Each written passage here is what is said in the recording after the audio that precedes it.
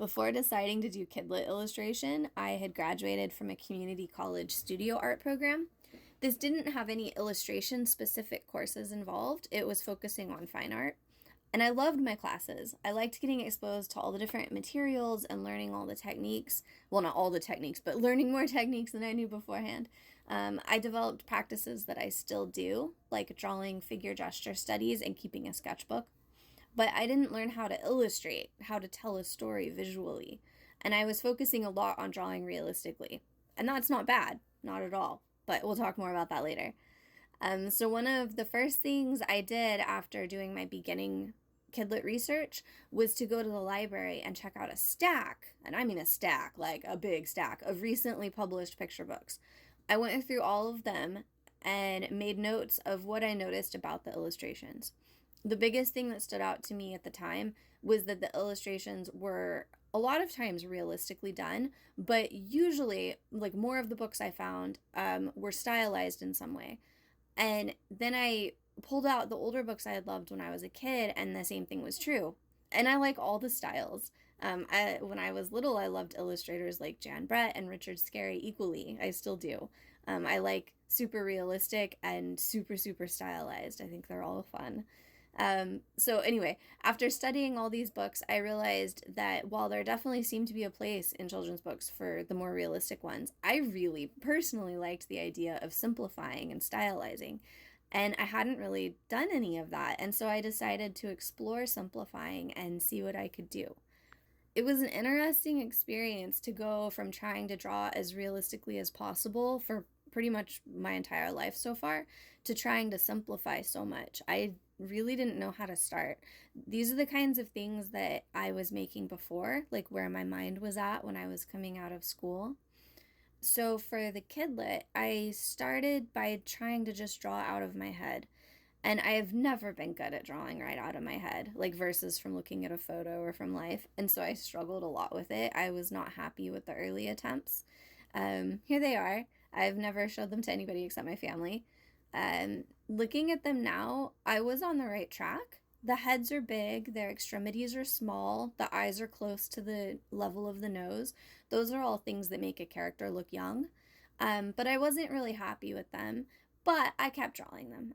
I struggled with the animals too. I'd always loved drawing realistic animals, but trying to simplify them really kind of just made my brain hurt. If you're in this stage right now, know that it does get better and much easier to do the more that you practice. I mean, like most things, right? Something I started doing later on that I wish I had done earlier, is to first like take a photo of an animal or whatever subject and draw it as realistically as you can. And then without looking at the photo the second time, look only at that sketch for reference, draw it again with a little bit less detail, and then do that again looking only at the second sketch. And eventually it gets down to a sketch that still has the animal's main characteristics, but it's very simplified.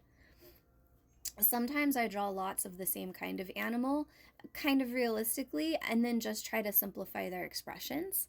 You can see that right here with these horses and the foxes.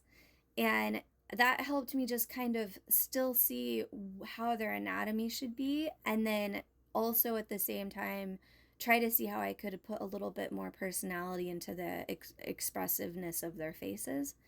I draw a lot of things realistically too, like just realistically, like these here. Because the better I know how something is supposed to look, the easier it becomes to simplify it later on, and the easier it becomes to pull it out of my mind later on. You know, if I draw 15 pages of skunks, pretty soon I don't really need a photo to look at to be able to draw more skunks. So it makes things a lot easier later on.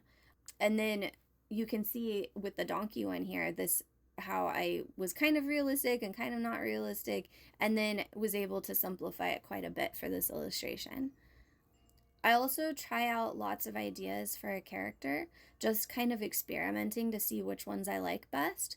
In this case, I never did find one that I liked, but that's okay, that happens.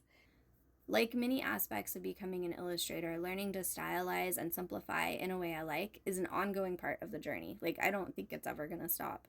I think it's just part of being alive and being an artist. Your style changes as you grow. Eventually, I did develop a style that people said they recognized right away was mine. But I keep learning and I keep exploring and experimenting. And so my ways of stylizing and simplifying keep changing as my skills and interests grow. So my advice is to not wait to move forward until you feel like you have your own style or a way of simplifying that you're happy with. The growth the growth process is slow, but it's important, right?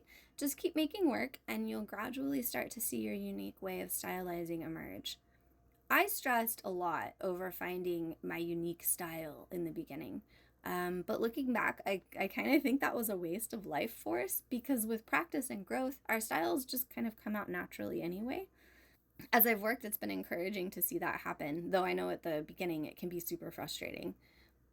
And since a style isn't a fixed thing, like I mentioned earlier, when I say my unique style, I just mean that people could consistently tell my pieces were made by me. The art I make today actually looks pretty different than the art I was making at this earlier time, and that's fine. I actually think it's a good thing because it means I'm growing instead of stagnating. So, anyway, even though I was still struggling a lot with my character designs at this early point, I went ahead and moved on to learning the next step, which was adding color. And that is what we'll cover in part 3. Until next time.